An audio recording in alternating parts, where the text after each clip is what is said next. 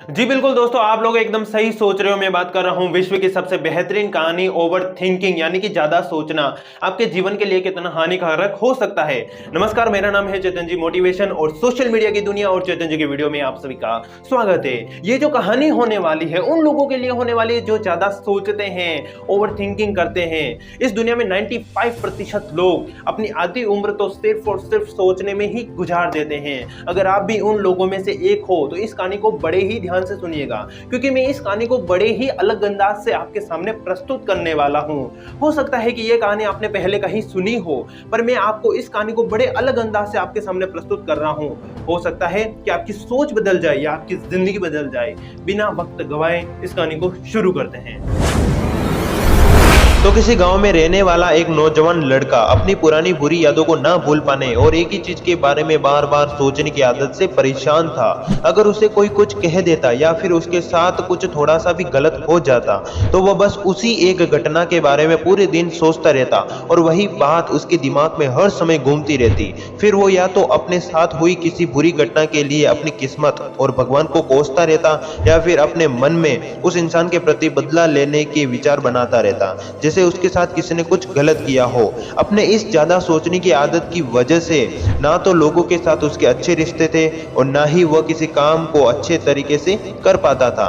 वह हर समय तनाव और मानसिक स्थिति में रहता था। उसकी ऐसी हालत को देखकर उसके एक मित्र ने उसे सलाह दी कि यहाँ पास के ही एक बौद्ध मठ में एक जैन मास्टर रहते हैं, तुम उनके पास जाओ, वह तुम्हारी इस मानसिक समस्या का कोई ना कोई समाधान अवश्य बता देंगे। वह नौजवान लड़का जैन मास्टर के पास जाता है और अपनी समस्या बताता है कि कैसे वह एक ही घटना के बारे में बार बार सोचता रहता है और अपनी पुरानी बुरी बातों व यादों को भूल नहीं पाता है। लड़के की इस समस्या को सुनने के बाद जैन मास्टर वहां से उठकर अंदर अपने आश्रम में चले गए। जैन मास्टर का बिना कुछ उत्तर दिए इस तरह उठकर चले जाना लड़के को कुछ अजीब सा लगा, लेकिन वह फिर भी वहीं बैठा रहा। थोड़ी देर बाद वह देखता है कि जैन मास्टर मिट्टी की ग्लास में पानी भरकर उसकी तरफ चले आ रहे हैं। जैन मास्टर लड़के के पास आकर खड़े हो गए तो लड़का भी उनके सामने खड़ा हो गया। जैन मास्टर लड़के से पूछते हैं, बताओ इस ग्लास का वजन कितना होगा? लड़के ने कहा, मैं एकदम सटीक तो नहीं बता सकता, लेकिन इस गिलास का वजन बहुत ही कम है।